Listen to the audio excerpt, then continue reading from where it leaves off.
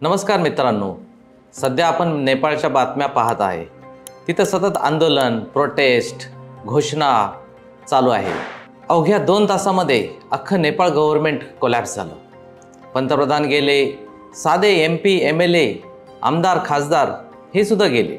हे आंदोलनकर्ते कोण होतं नक्की? हे आंदोलनकर्ते होते जेन झी म्हणजे जे 25 वर्षाच्या आतली मुलं आहेत ते फक्त। नेपाळमध्ये सरकारकडे वेगवेगळी हत्यारं होती, जशी टियर गॅस, आणि आपल्याकडे जे हत्यार आहे ते वायफायचं बटन। समाजात दंगल का होते? तर सगळ्यात महत्त्वाचं आहे की आमचं म्हणणं कोण ऐकून घेत नाही, आणि घरात पण दंगल का होते? उदाहरण पाहू आपण। तुम्ही जर म्हटला, अरे तू TV किंवा मोबाईल बंद कर, जेनझी काय म्हणतात? अरे सगळं माझं काम तर TV आणि मोबाईलवरच आहे। जेनझी म्हणजे 1997 ते 2012 या दरम्यान जन्मलेली मुलं, म्हणजे आज त्यांचं वयोमान साधारण 13 ते 28 या वयोगटात आहे।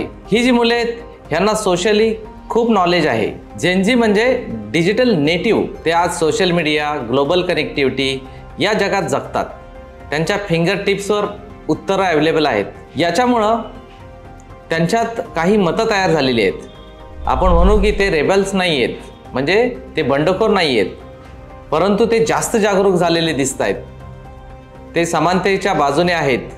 त्यांना अन्याय किंवा अपमान सहन होत नाहीये, त्याच्यामुळं ते बंडाला सतत तयार असतात। घरामध्ये सुद्धा त्यांचं ज्यावेळी काही त्यांना विरोध होईल किंवा त्यांना वाटेल की अपमान होईल, त्या प्रकारची दंगल, कन्फ्युजन, अँगर किंवा कधीकधी व्हायलन्स सुद्धा त्यांच्याकडून घडतो। ह्याच्या विरुद्ध तुम्ही असं विचारायला पाहिजे की तुला हे योग्य वाटतंय का? तुला जर वाटत असेल तर तू गो अहेड। तुम्ही थोडंसं डिप्लोमॅटिक वागणं गरजेचं आहे। डिप्लोमसी कशी बघा, 1 तास नेटफ्लिक्स, 1 तास होमवर्क। ही हुकुमशाही नाही आहे, ही लोकशाही आहे, आणि वायफाय ही करन्सी आहे आपली। युनायटेड फ्रंट ठेवा।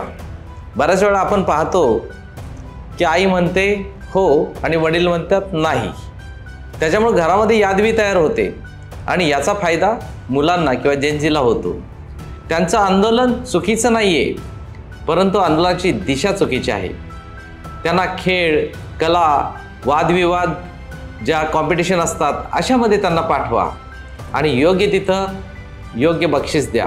तुम्ही त्यांच्या पाठीवरची थाप सुद्धा त्यांच्यासाठी बक्षिसासाठी सारखी असते।